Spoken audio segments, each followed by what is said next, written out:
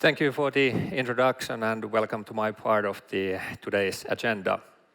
So, as said, my topic of today is importance of employee engagement, and the topic itself is super complex, but I only have 20 minutes to go. So I'll try to keep this on a relatively high level, but I'll also insert a couple of nuggets of information for you to take home after today's event. I'll start by going through a little bit of the background, why employee engagement is important, if that's not common knowledge for everybody already. And then I'll progress from there into 2 specific tips on how to improve it. So let's get going. So a CEO was asked how many people work in his company. You would assume that a CEO answers a question like this by giving an FTE number or a headcount. But no, in this example, the CEO was thinking something else entirely. About half of them, he responded. And this is exactly where employee engagement becomes a critical success factor for any organization. Just think about it. Who do you think is doing a better job? The happy employee or the not so happy employee? Well, for sure, it's not the one on the right.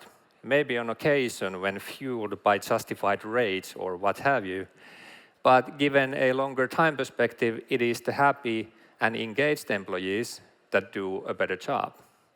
It is the happy and engaged employees that take pride in their work and want to be as good as they can be in their work. This is logically true, and it has also been verified in countless of studies. On this slide, I have 3 examples of these studies. So happy workers are 12% more productive. This is from Department of Economics at the University of Warwick. A decade of research proves that happiness raises nearly every business and educational outcome, raising sales by 37%, productivity by 31%, and accuracy on tasks by 19%. Harvard Business Review. The happiest employees take 1/10 the sick leave than the least happy ones. They are 6 times more energized and intend to stay twice as long. Eye Opener Institute. So as I said, these are just examples of studies. There's a lot of these kind of studies made, and you must have read countless of others. But whatever the study, the verdict is clear and undisputed. Happiness is good for business. This guy knows it also. He's Sir Richard Branson, founder of the Virgin Company. He's also featured on the Forbes billionaires list. And he has a famous saying that's quoted often and is stated here. Clients do not come first, employees come first. If you take care of your employees, they will take care of your clients. And what Mr. Branson does here, he actually explains the link from employee engagement to business outcomes also. Here is the same logic, but with just a little bit more detail into it. It all starts with employee engagement. High employee engagement leads to lower employee turnover and higher employee productivity. And both of these together lead to greater perceived value by the customer, and great value leads to loyalty, and loyalty, as we know, is a key ingredient in driving revenue growth and profitability.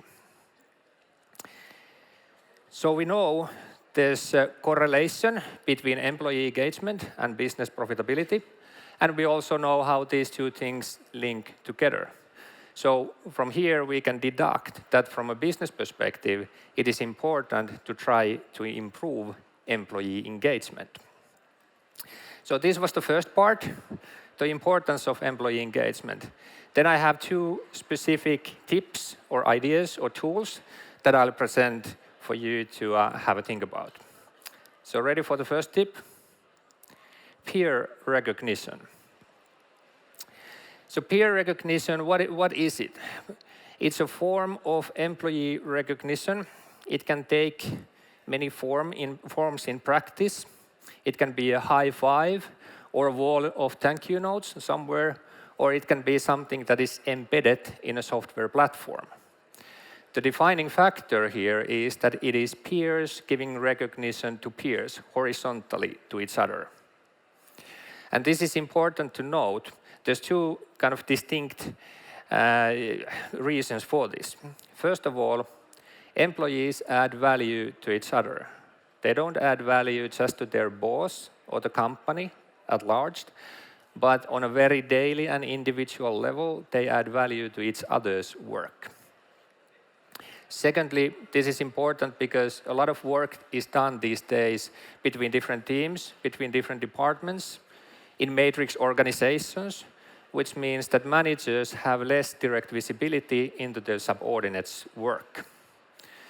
So there's these reasons why peer recognition has a kind of inherent need to it to augment the other employee recognition programs that are already in place.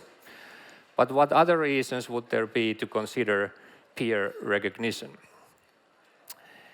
So first of all, it motivates employees to do great work. Well, this is kind of obvious. Getting credit for a job well done is always a motivating factor, even more so when it's genuine and coming from a colleague whom you've helped out. Peer recognition also increases collaboration and teamwork. So what better way to facilitate teamwork, for example, between different departments, than to encourage people to give credit to each other when it's due? Thirdly, peer recognition also boosts work relationships. And this is important on its own because, as we all know, getting along with your work colleagues is a key factor for well-being in general. And lastly, on my list, peer recognition also promotes openness and transparency. And what I mean by this is that peer recognition is typically given in a way where it's clear for everybody who has given credit to whom and for what reason. So all this is very logical. It's kind of derived from the definition of peer recognition. How does it look in practice? As I said, it can take many forms. I have an example from our company, Quinyx, where I work for. So we talk in terms of badges, like honor badges. There's 3 of those that we can give to each other: super colleague, problem solver, and a game changer. We treat these badges as a scarce resource, like a commodity. And why is that? It's because scarcity adds value. Whether it's diamonds or gold or oil or our badges, when there's a limitation of how many of these are out there, they become more valuable.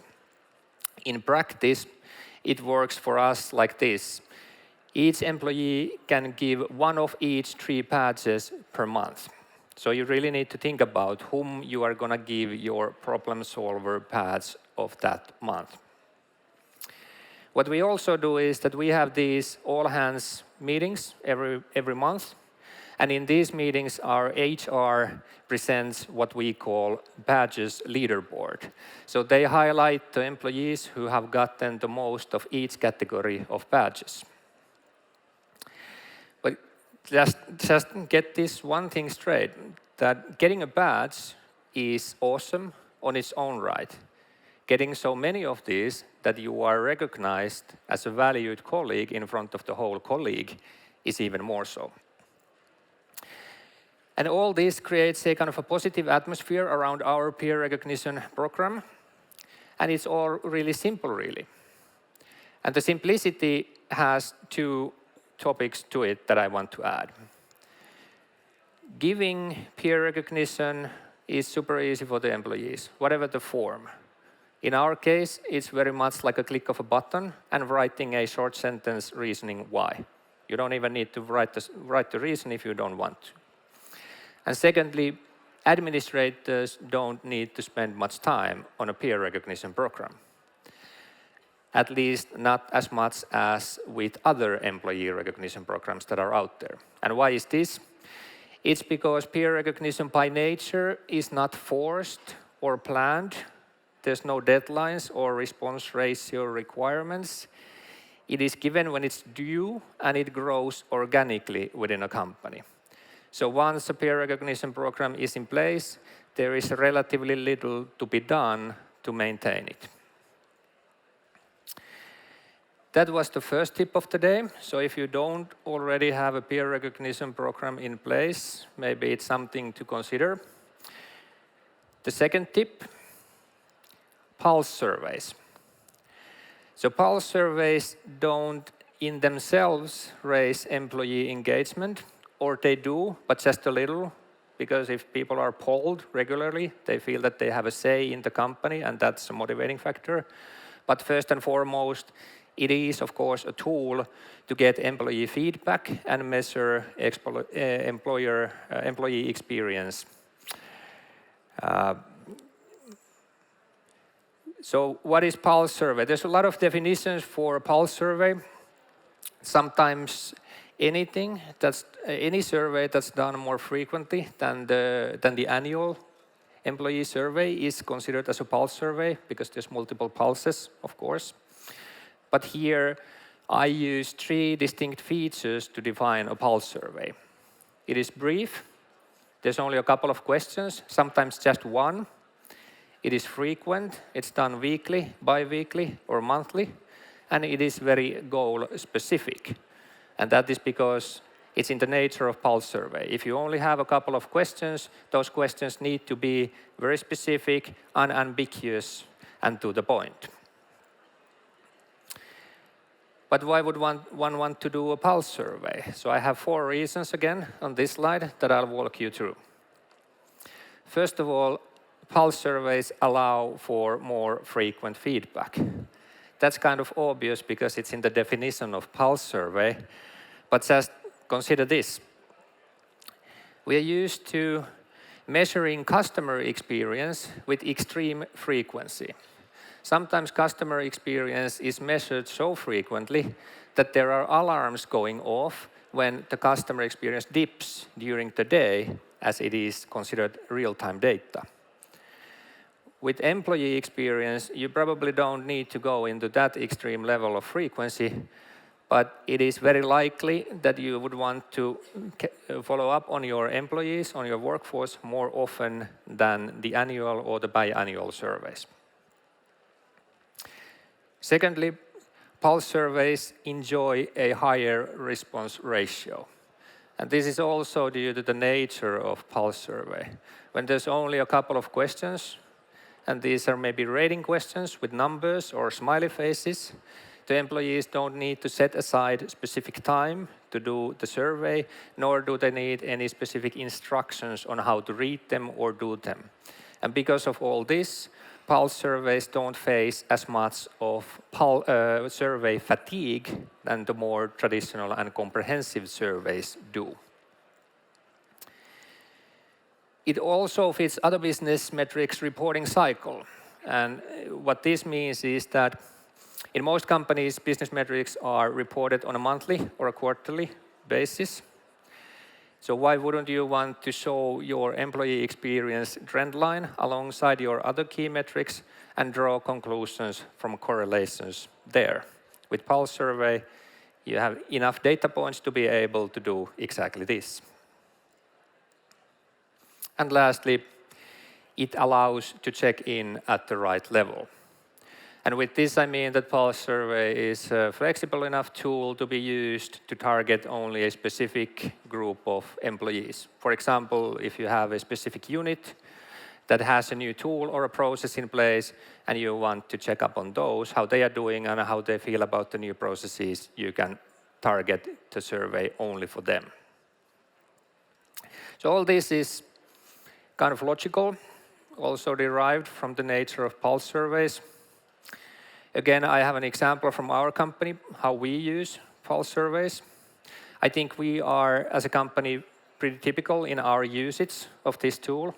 We gather 2 types of data. We gather, first of all, longitudinal data. So we measure employee NPS score and then certain stress level indicators. We do this to be able to see the trend lines and the highs and lows and to be able to act appropriately. On these pulses, we typically get plus 80% response ratio, which of course we are super happy about. The second category is of data that we gather through pulse surveys is ad hoc feedback. And ad hoc feedback can be about anything, really. It can be about our events or new tools and processes or something related to our strategy implementation that we just want to follow up on and see how we are doing on those. I have an example of the ladder here on my last content slide, so I'm nearly done. Bear with me. So this is an ad hoc feedback. We host 2 main competitions each year for our employees. The other one is a ping pong tournament, and the other one is an ugly Christmas sweater competition. The ping pong tournament is sadly dominated by the Swedes often, so it happens that the ugly Christmas sweater tournament tends to be the main one for most employees. People take this very seriously. They pitch in, they try to find their ugliest sweater to wear during our Christmas celebration, and this is done in multiple cities at the same time.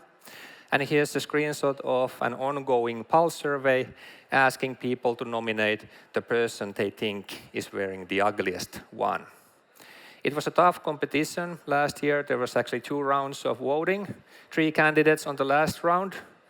Now you're thinking, who won? It's this guy wearing a Christmas tree. Personally, I think it's a rule violation. It's not a sweater by any definition, but as in any high-stakes gambling, high risk yield high rewards. So he took the risk. He also got the prize, the fame, and went home smiling. That's all from pulse surveys. From my presentation today, please remember a few things. Happy workforce equals happy business. Employee engagement is important from business perspective. There are many ways to try to improve it. I presented here 2 tools or ideas today to consider. If you want to discuss other ideas, please come visit us at our Quinyx lounge later today. Thank you. Enjoy your day.